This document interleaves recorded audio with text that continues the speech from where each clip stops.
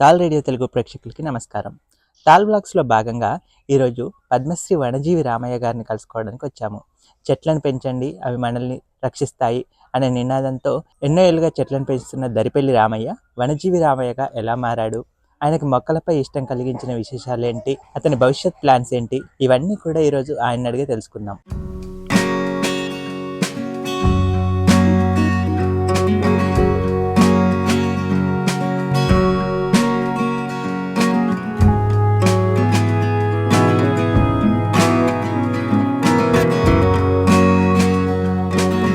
దరిపల్లి రామయ్య, వనజీవి రామయ్య అంటారు. వనజీవి అంటే ఎప్పుడు వనం కోసమే మరి తప్పిస్తాడు, చెట్ల కింద విత్తనాలు ఏడతాడు, చెట్టు నాడుతాడు, చెట్ల నిలబోతాడు అని ఆంధ్రజ్యోతి వారు పెట్టారు ఆ బిల్లు. 10 ఏళ్ళు చెట్ల సేవ చేసినాక, మొక్కలు నాటినాక 11వ సంవత్సరం వనజీవి రామయ్య అని ఆంధ్రజ్యోతిలో వచ్చింది నా బొమ్మ. నేను రైల్వే స్టేషన్ కింద ఖమ్మంలో గానుగ చెట్టు కింద విత్తనాలు ఏరుతుంటే రామారావు విలేకర్ గారు, రామయ్య నీ బొమ్మ వచ్చింది ఆంధ్రజ్యోతిలో చూసుకోన్నాడు. నాకు తెలవదు, పోయి చూసుకున్నాను. వనజీవి రామయ్య అని రాశారు. ఎప్పుడు చెట్ల గురించే చూడు, విత్తనాలు ఏరటం, చేతులు పెట్టడం, తొంటలు దిగుతాడు, వనజీవి కాకపోతే ఇంకేమవుతాడు అన్నారు. అయితే మా చిన్న ఆయన కొడుకు రాములు ఉన్నాడు. వాడి పేరు రాములే, నా పేరు రాములే. రాములనే పిలిచేది అందరు, అప్పుడు రామయ్య అని ఇప్పుడు అంటారు. అయితే ఏదైనా లెటర్ వస్తే మా తమ్ముడు పోయి నాకు వచ్చింది ఒక తమ్ముడు, ఇది మాది కాదు మా అన్నయ్యది, ఆయన అక్కడ ఉంటాడు రెడ్డిపల్లిలో అని చెప్పాడు. ఇక్కడికి వచ్చింది లెటర్. ఓహో రామయ్య ఏంట ఇట్లా ఉత్తరాలు నాకు రావట్లేదు, ఆయన పంతులు నాకు కూడా చేస్తారు. రాములు వాళ్ళు దరిపెల్లి డి రాములు, నేను డి రాములు. అయితే ఆంధ్రజ్యోతి ఇచ్చిన పేరు మనం ఎందుకు వదిలిపెట్టాలని ఆ వనజీవి అనే పేరు కలిగించుకున్నగా. ఏడ సంతకం చేసినా వనజీవి అనటం, వనజీవి అని ఇక అట్లా అట్లా వనజీవి. 50 ఏళ్ళు అయింది. 6 ఎకరం కొనుక్కున్నా. 6 ఎకరం ఉత్తగనే జాగుంటే ఉత్తగ ఎందుకు ఉండాలని 1 సంవత్సరం గోగూర పోసి అమ్మితే 1 నెల లేమిన ఆమెక గోగూర ఉంటుంది కొనట్లు ఎవరు. ఇదేంటంటే బొక్కలు పడ్డాయి తాతయ్య, చీడ పడితే బొక్కలు పడితే ఆకలి కొనరాన్నాడు. ఓహో అట్లనా, ఇక నాకు కూరగాయలు పెంచడానికి పనికిరాదు, ఇది గోగూరకి సామాజిక వనం పెంచాలని నారులు పోసి అందరికి పంచిపెట్టడం మొదలుపెట్టాం. గానుక్కాయలు ఎరకరాటం, ఉసిరికాయలు, ఏ విత్తనాలు దొరికినా అలానే 2 అశోక అన్నీ తీసుకొచ్చి నారులు వేయటం, అందరికీ పంచిపెట్టడం. అయితే ఎప్పటి సంధి మొదలుపెట్టిందంటే చిన్నప్పుడే అగ్గి పొలాలు మొదలెత్తిన మా అమ్మ చెట్ల పాలు పెడతాంటే 5వ ఏట 1960లో 5వ తరగతి చదివాను. అయితే 1950లో పుట్టాను అనమాట.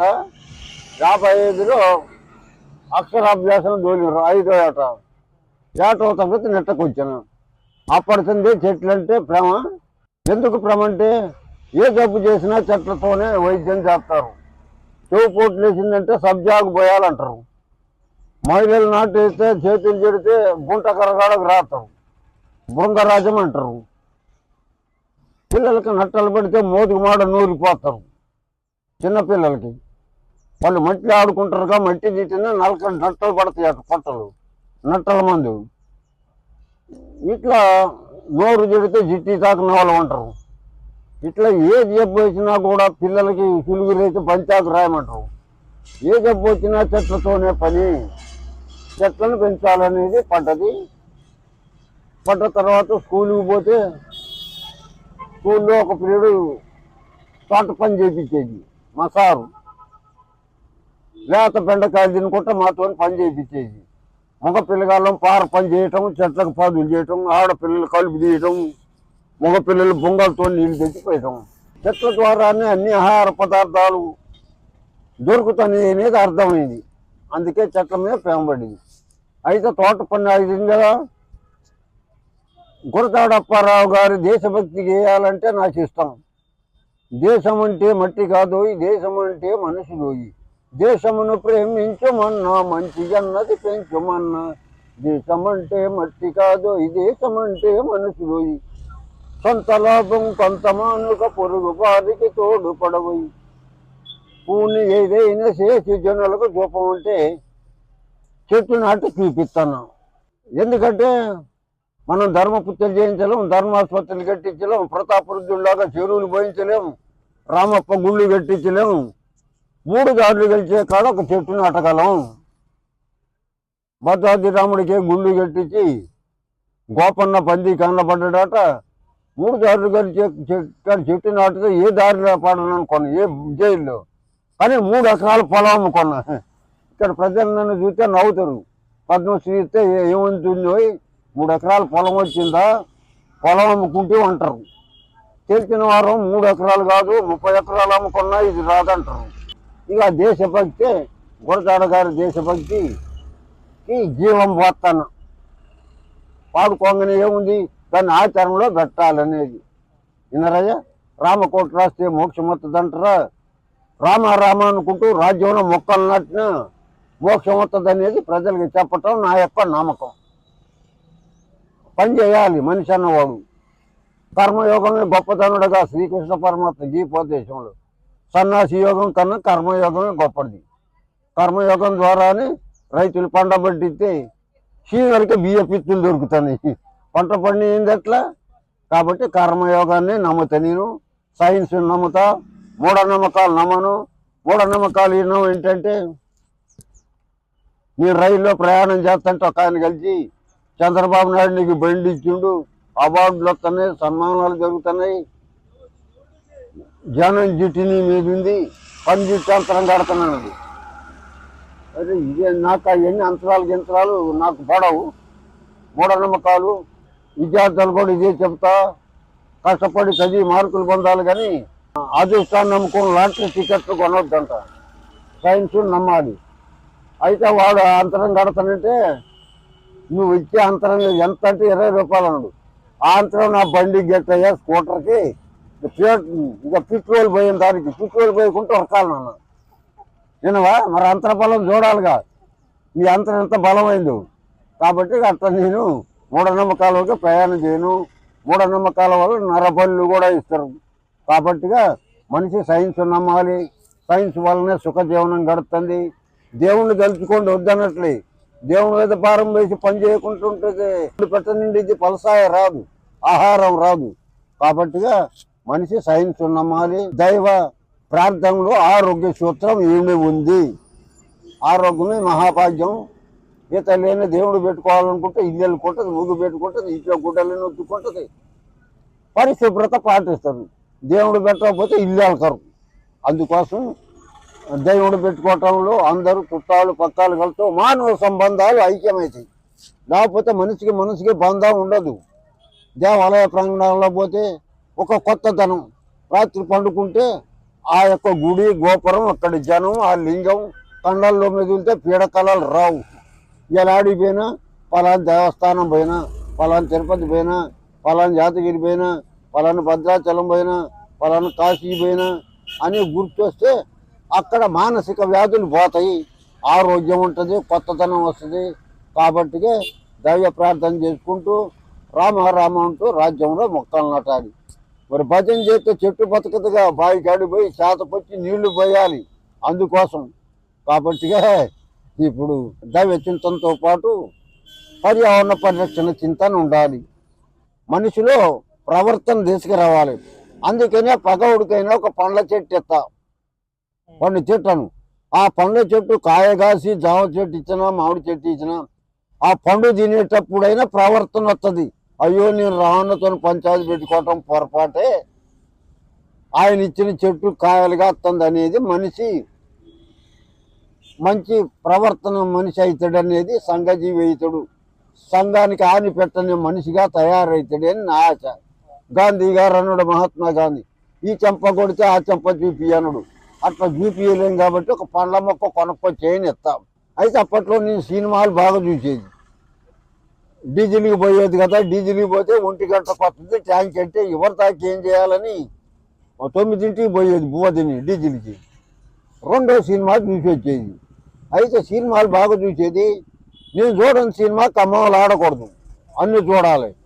పగులు మ్యాచ్ని చూసి సమయాన్ని వృధా చేసే బదులు రోజు ఒక బండ్ల మొక్క నాటితే పోద్ది కదా అనే ఆలోచన వచ్చింది. చిన్నప్పటి సందే మొక్కలంటే ఇష్టము, మొక్కలు నాటుతాను. రోజు ఒక బండ్ల మొక్క నాటాలి, ఒక బడిలో గుడిలోనని ఫారెస్ట్ వారు ఒకరినే ఇస్తారు. టేకలపల్లి నర్సరీ ఖమ్మావతలు మళ్ళీ 7 కిలోమీటర్లు పోవాలి. ఖమ్మానికి మా ఊరికి 7 కిలోమీటర్లు.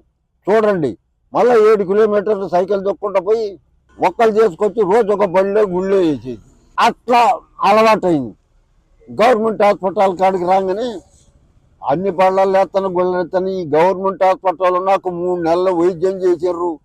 ఈ హాస్పిటల్ రుణం ఎలా తీర్చుకోవాలి అనుకుంటా పోతాను. వారం రోజులకి ఆలోచన వచ్చింది, చూసుకుంటా పోతాను.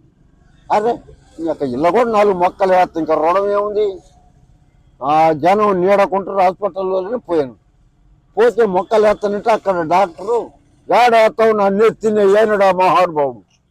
ఇటుకే డాక్టర్ పొట్టిగా ఉంటాడు, 2వ అంతస్తుకి ఎక్కుతాడు. ఇక్కడ ఉన్నది మనుషులు కాదు, భూతాలు, చెట్లు బతకవు. అగోగోగో అది కలెక్టర్ ఆఫీసు, దానికి ఎదురుగానే ఉంది పాత కలెక్టరేట్. అక్కడ జవాన్ ఉంటాడు, నీళ్లు పోతారు, ఇక్కడ చెట్లు బతకవు అన్నాడు. ఓహో, పెట్టకున్నా పెట్టి వెళ్ళి చూపించిండని దండం పెట్టిన, పోయి వేసినాడ. అప్పుడు ఎవరు, లక్ష్మీపార్థ సారథి భాస్కర్ కలెక్టర్ గారు, మహిళా కలెక్టర్. వేస్తే కాగితం రాసి ఇచ్చారు నాకు. కాగితం అంటే సర్టిఫికెట్ అట్టది, లెటర్ ప్లాడ్ మీద మొక్క వేసినట్టు రాసి స్టాంప్ వేసి ఇచ్చారు. దాని పక్కనే జిల్లా పరిషత్ ఉంది. చేకూరు కాశయ్య గారు చైర్మన్, అప్పుడు తెలుగుదేశం పార్టీ మీద గెలిచిండు. వేస్తే ఎవరు నువ్వు, ఏంటి మొక్కలు వేయటం అంటే చిన్న విషయం కాదు, ఎందుకు వేస్తాను అని ప్రశ్న వేసిండు. అయితే అప్పుడు నక్సలిట ప్రభావం బాగా ఉంది, నాకు భయం ఉంది. పోలీస్ స్టేషన్లో వేయటం పోని, ఇప్పుడు మొక్కల పేరు మీద వచ్చి ఇలా బాంబులు పెట్టిపోతాడా అని వాడికి అనుమానం. గడపరదేశ పోతానే బ్యాగులు అది అడిగేవరికి నాకు భయం అయింది. అయ్యా గురజాడ గారి కవితలు అంటే నాకు ఇష్టం, నేను 5వ తరగతి చదువుకున్నా 1920లో. నాకు కాలు ఇరిగింది, ఏం పని చేయలేను, ఇట్లా వాడికెళ్ళి పోసి ఇక ఈ దేశ సేవకి పడ్డాను అన్నా. ఓహో అట్టనా, చాలా మంచి పని. ఏడ చెట్టు నాటిన సర్టిఫికెట్ రాపించుకో అన్నాడు. భవిష్యత్తులో నీకు పనికి వస్తుందని. సర్టిఫికెట్ అంటే నాకు తెలియదు, ఇగోదయ్యా కలెక్టరేట్లు అయితే కాగితం రాసి ఇచ్చారు, ఇగోడా ఇట్టనే రాపించుకో అన్నాడు అని ఆయన కూడా రాసి ఇచ్చాడు. వీరింత గొప్పగా చెప్పారు. ఈ కాగితం సంగతి ఏంటి, నీ కాగితం ఏంటన్నా, ఈ కాగితం సంగతి ఏంటో చూడాలని సోషల్ ఫారెస్ట్ డిఎఫ్ఓకి చూపించాను. నాకు మొక్కలు ఇచ్చేది ఆయన టేకలపల్లి, సోషల్ ఫారెస్ట్ తగ్గెత్తారు. అయితే పండ్ల మొక్కలకు రూపాయి తీసుకుంటారు, జామ మొక్కలకి, దానిమ్మ మొక్కలకి, బొప్పాయి మొక్కలకి. అయితే రూపాయికి మొక్క పెట్టి కొనుక్కొచ్చి కూడా ఇచ్చేది ఉత్తగానే అందరికి. అందుకే పిచ్చోడు అన్నారు నన్ను. కొనుక్కొచ్చి ఉత్తకెత్తండి ఏంది, ఈయన రాజీవ్ గాంధీ, ఇందిరాగాంధీ ఊరు తిరిగి మొక్కలు వేస్తారు. అయితే వాళ్ళు ఎకిరియటంలో నాకు తీపితనం దొరికింది. అయితే రాజీవ్ గాంధీ, ఇందిరాగాంధీ చేసి అంత గొప్ప పని చేస్తాను నేను, అట్లయితే ఈ పని వదిలిపెట్టవద్దు అనేది ఇంకా నాకు చైతన్యం వచ్చింది. చైతన్యం వచ్చి ఈ కాగితం కథ ఏందో అని డిఎఫ్ఓ గారు చూపిస్తే, సురేష్ చంద్ర గారికి ఇలాంటి ఎన్ని ఉన్నాయి రామయ్య సర్టిఫికెట్లు అన్నాడు. ఆయా ఆడ నాకు రాసి ఇట్లే నేను అడగలేదు, వారే ఇచ్చారు. ఇప్పటికీ చాలా దుక్కులు వేసినట్టు అవన్నీ చేయంటే అప్పటికి 40 చోట్ల వేసిన. పోయి నేను అడిగితే వాళ్ళు ఇస్తారా సర్టిఫికెట్, వాళ్ళకి ఎంతో పని ఉంటుంది. బడి పంచోళ్ళతో నాకు తెలుసుగా, పిల్లలకు పాఠాలు చెప్పాలి, ఆచరించుకోవాలి. నేను పోని వారం రోజులకి ఆలోచించడం. మరి నాకు మొక్కలు ఇచ్చే సారు పెద్ద సారు, ఆయన మాట ఆమోదించకపోతే నా మాట పొరక పుల్లతో లెక్కగట్టి నన్ను కొట్టడు. మన పై అధికారం మెప్పు పొందాలి మనం, ఎవరైనా కానీ. అందుకని ఉత్తగా అయితే రాసిరు, అయ్యా సాగు మొక్కలు వేయటానికి వచ్చిందని మళ్ళీ 2 మొక్కలు తీసుకోపోతా, ఖాళీలు పూర్తి చేస్తాయా, ఏమైనా సాగు మొక్కలు ఉంటే వేయటానికి వచ్చిందంటే ఉపాయం చేసుకొని పోతే చూపించేది, సత్యనం చేసేది నేనైతే సాగు. అప్పుడు సర్టిఫికెట్ రాసి ఇచ్చారు.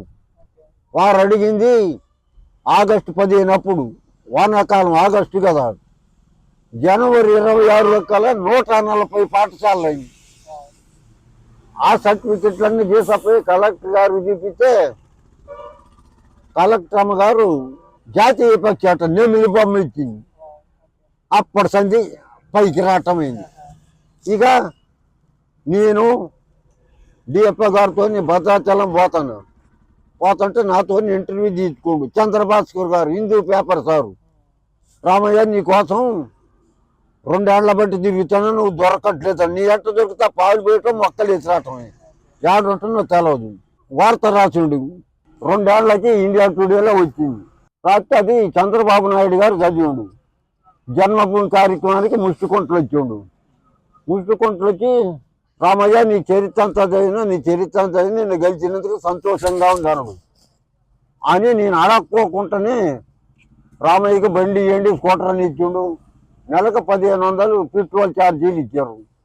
అయ్యే ఇప్పుడు ట్యాపిన్ని పెరిగి ఇప్పుడు 50,000 ఇస్తారు. 50,000 ఇచ్చినా చాలట్లే. ఎందుకంటే మొక్కలు కొనుక్కొచ్చేస్తున్న ఎర్రచందనం, శ్రీగంధం ఒక్కొక్క మొక్క 200. అందుకోసం ప్రభుత్వం వారు నాకు ఇప్పుడు నెలకి 1,50,000 ఇస్తే మొక్కలు కొనుక్కొచ్చేస్తా. ఇక్కడ వేసిన గవర్నమెంట్ జాగాలో అవి గవర్నమెంట్కి ఒక్కొక్క చెట్టుకి 20 లక్షలు వస్తాయి. ఒక్కొక్క చెట్టుకి టన్ను 20 లక్షలు. ఇప్పుడు ఇంక 20 ఏళ్ళకి 40 లక్షలు అయింది. 50 ఏళ్ళ పెట్టి పెంచిన నా ఎర్రచందనం 20 టన్నులు కూడా ప్రభుత్వానికే విరాళంగా ఇచ్చాను. అమ్మ మనకు పెరిగేయాలంటే అమ్మకి బర్రెకు పాలు వేయటానికి మనం గడ్డి తెచ్చేయాలి. గడ్డి తెచ్చేయటం ఏంటి, చందనం చెట్టు వేయాలి. రోడ్ల మట్టి గుట్టల పైన 70 ఎకరాల్లో ఎర్రచందనం విత్తనాలు చదివిన. 6 ఏళ్ళు చదివినాం. అది బడ్జెట్ వనం.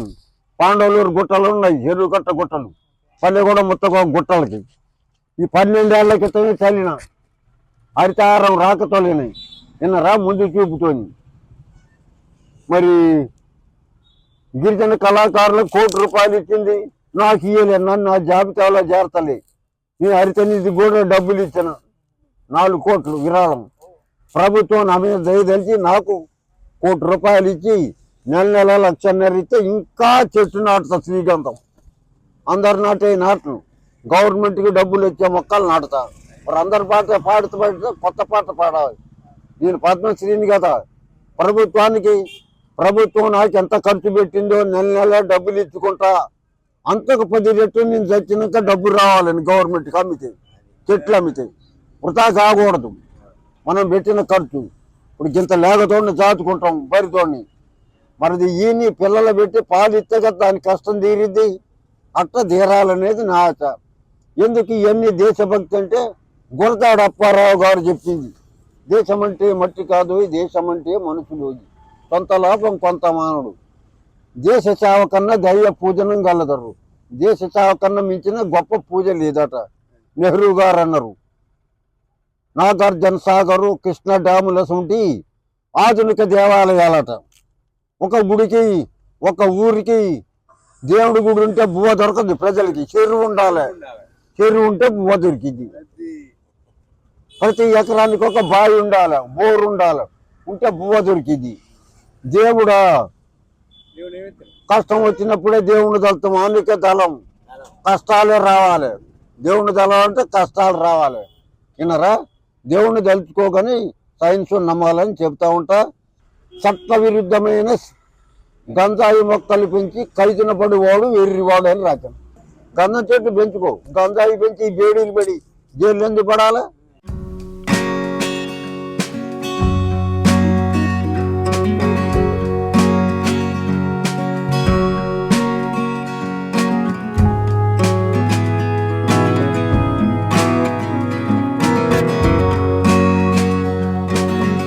చూశారు కదా వనజీవి రామయ్య గారు చెప్పిన విశేషాలు. ఈయన్ని ఇన్స్పిరేషన్గా తీసుకొని మనం కూడా చెట్లను పెంచుదాం, ప్రకృతిని రక్షిద్దాం.